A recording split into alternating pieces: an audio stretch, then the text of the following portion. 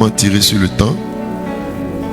Parce qu'aujourd'hui, on est en train de clôturer vraiment tout ce merveilleux. En tout cas, chacun de nous doit voir son... C'est vraiment un puissant livre. C'est très profond. Alors donc, on va terminer en lisant Exode 26. Voilà, la lecture d'Exode 26 et puis on va terminer.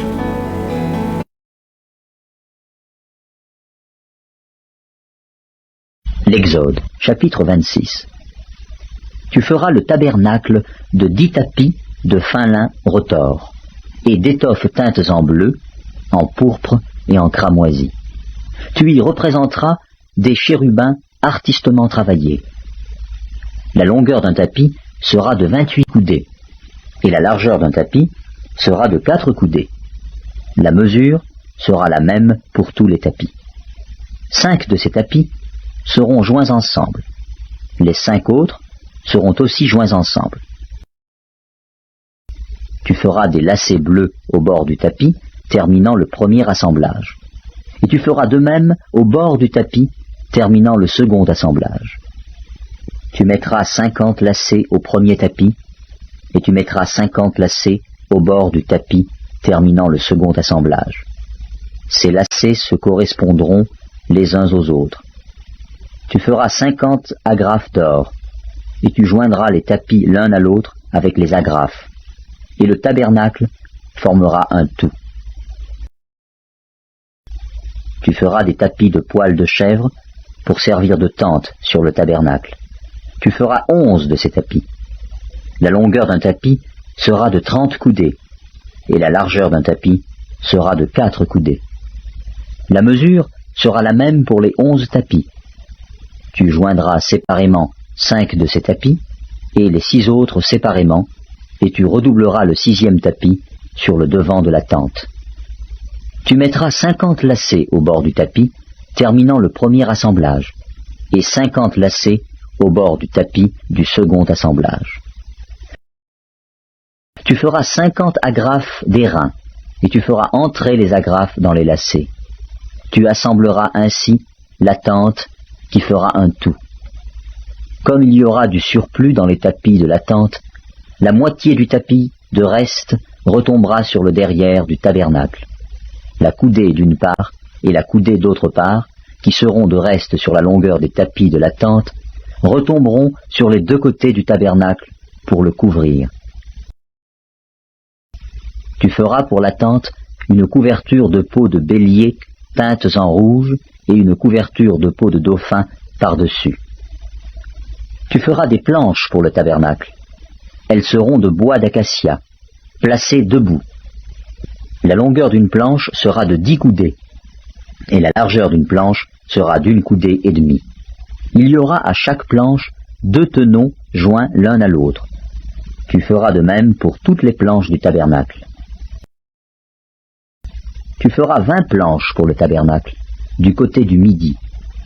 Tu mettras 40 bases d'argent sur les 20 planches, 2 bases sous chaque planche pour ces 2 tenons.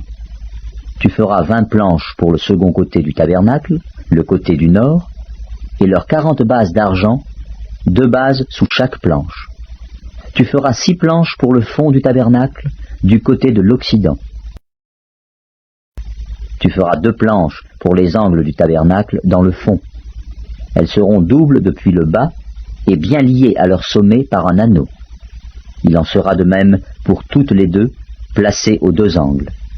Il y aura aussi 8 planches avec leurs bases d'argent, soit 16 bases, 2 bases sous chaque planche. Tu feras 5 barres de bois d'acacia pour les planches de l'un des côtés du tabernacle. 5 barres pour les planches du second côté du tabernacle et 5 barres pour les planches du côté du tabernacle formant le fond vers l'occident. La barre au milieu traversera les planches d'une extrémité à l'autre. Tu couvriras d'or les planches, et tu feras d'or leurs anneaux qui recevront les barres, et tu couvriras d'or les barres. Tu dresseras le tabernacle d'après le modèle qui t'est montré sur la montagne. Tu feras un voile bleu, pourpre et cramoisi, et de fin lin retors. Il sera artistement travaillé, et l'on y représentera des chérubins. Tu le mettras sur 4 colonnes d'acacia couvertes d'or. Ces colonnes auront des crochets d'or et poseront sur 4 bases d'argent. Tu mettras le voile au-dessous des agrafes, et c'est là, en dedans du voile, que tu feras entrer l'arche du témoignage. Le voile vous servira de séparation entre le lieu saint et le lieu très saint. Tu mettras le propitiatoire sur l'arche du témoignage dans le lieu très saint. Tu mettras la table en dehors du voile et le chandelier en face de la table, au côté méridional du tabernacle. Et tu mettras la table au côté septentrional. Tu feras pour l'entrée de la tente un rideau bleu, pourpre et cramoisi et de fin lin retors. Ce sera un ouvrage de broderie. Tu feras pour le rideau 5 colonnes d'acacia, et tu les couvriras d'or.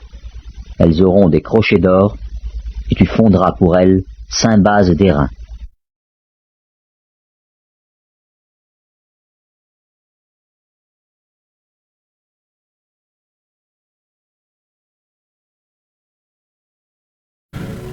Je vais, parce c'est tout un procédé. Pour ceux qui suivent, vous avez remarqué, à partir de Exode 19, le Seigneur a commencé à expliquer au peuple d'Israël, donc à Moïse, pourquoi il les a délivrés de la captivité égyptienne et qu'il a manifesté ces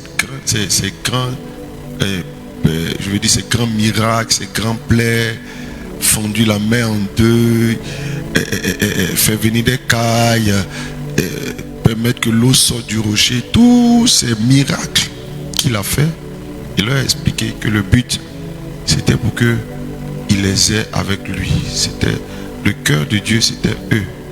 Voilà, son amour pour son peuple, son amour pour l'humanité. Il voulait les avoir comme un peuple saint, un peuple qu'il a pour lui-même, ses propres enfants qui lui appartiennent.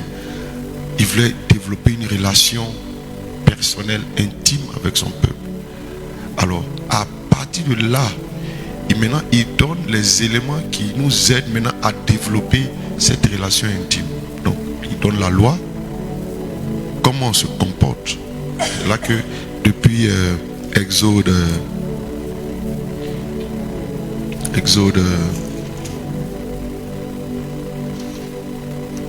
21, voilà, 21, voilà, à partir de, bon, je dirais même 20, Exode 20, depuis 20 jusqu'à 26 et tout ça, il donne maintenant les lois.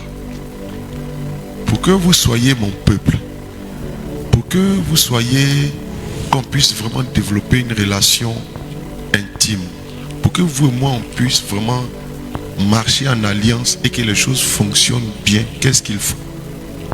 Et c'est ce qui va expliquer tous ces chapitres. Il donne les lois, comment on doit se comporter vis-à-vis d'un homme, ce qu'il faut faire, ce qu'il ne faut pas faire et tout ça. Et puis maintenant, dans les lois là, il y a l'aspect, le temple, par rapport à l'adoration. Comment maintenant on s'approche de moi de façon pratique. C'est là qu'il a commencé à donner toutes les lois concernant la construction du tabernacle. Donc la plupart des lois qui sont données, ce sont les lois en rapport avec ton frère, ta soeur. Maintenant, la façon dont on s'approche de Dieu. Comment on fait pour voir la gloire de Dieu. Et là, il est temps de donner au chapitre 26 là, les instructions pour la construction du temple, du tabernacle. C'est là qu'on va aller adorer notre Dieu, parce que c'était un des buts quand il devait sortir d'Israël. Il a dit que vous allez partir pour m'adorer. Voyez. Donc dans Exode 26 là, demain je vais vraiment vous expliquer beaucoup plus en détail. Voilà, donc c'est ce qu'il explique. Mais ce qui nous frappe aujourd'hui, et ça se voit même dans tous les autres, c'est la précision. Voilà, la précision des informations qui sont données à Moïse. Si je veux donner un titre à ce chapitre, je le dirai: tu feras. Tu feras. C'est pas je ferai. Tu ne peux pas bâtir ta vie à ta façon. Parce que le temple, ici, aujourd'hui, c'est toi. Est-ce que tu as demandé à Dieu comment tu dois bâtir ton entreprise? Est-ce que tu as demandé à Dieu comment tu dois bâtir ton mariage? Est-ce que c'est Dieu qui te dicte ta marche quotidienne? Tu vois, il dit, tu feras. Tu poseras ceci ici. Tu feras ça. Tous les détails étaient donnés par Dieu. Mais en même temps aussi, un des autres enseignements, c'est dit, ça nous donne, nous en tant que leader aussi, d'apprendre à savoir donner aussi des instructions claires aux personnes que nous dirigeons. Ça facilite le travail. Voyez, voilà. Donc une première leçon, c'est la précision avec laquelle Dieu bâtit. Tout ce qui concerne les choses de Dieu doivent prier avec beaucoup de soin, avec beaucoup de sérieux. Il dit, tu feras ceci, tu poseras telle action.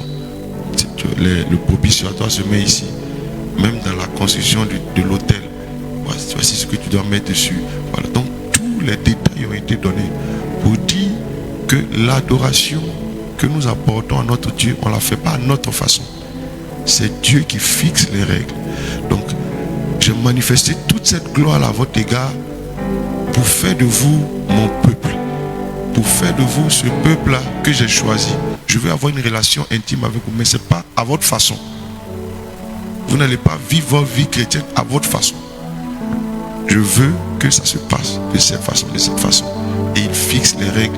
C'est Dieu qui fixe les règles. Alléluia.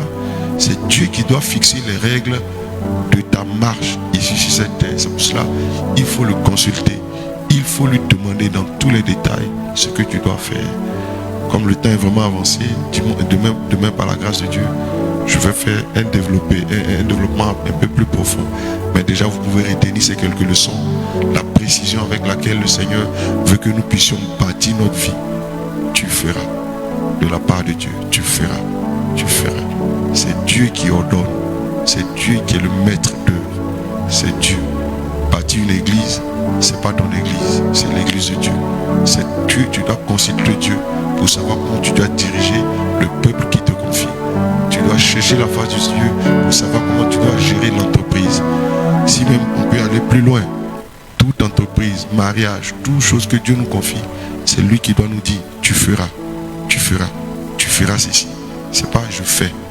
Tu dois consulter Dieu. On doit consulter Dieu dans tout. Que Dieu nous bénisse ce matin. Que sa grâce soit avec nous. Que sa paix soit avec nous. Excellente journée. Voilà, donc ce soir et ce midi, on se retrouve avec le passage du Nouveau Testament. C'est Marc 8. Voilà, on a fini Marc 7 hier. C'était très puissant. Hier, pour ceux qui ont suivi Marc 7, où Dieu est revenu encore sur le cœur. Et ce midi, ce sera Marc 8. Donc vous pouvez lire tout le chapitre de Marc 8. Donc on se retrouve de midi à 13h. Parce qu'il y a le MS Live, donc on se retrouve de midi à 13h. Sinon, habituellement, c'est de midi 30 à 13h30. Donc de midi à 13h. Et puis le soir, à partir de 18h30 pour notre culte. Voilà. Et c'est ce qui est dans toutes les églises Vase d'honneur. Que Dieu vous bénisse. Voilà. En tout cas, je salue tout le monde. Aujourd'hui, je ne pourrai pas citer tous les noms. Mais tous ceux qui sont connectés, que Dieu vous bénisse. J'ai vu que vous êtes restés connectés depuis. Vraiment que Dieu vous bénisse. Que tous ces enseignements portent du fruit dans vos vies. Et puis, que cette détermination que vous avez à être dans la parole, que cela porte du fruit dans vos vies. Et vous verrez des résultats au nom de Jésus. Excellente journée.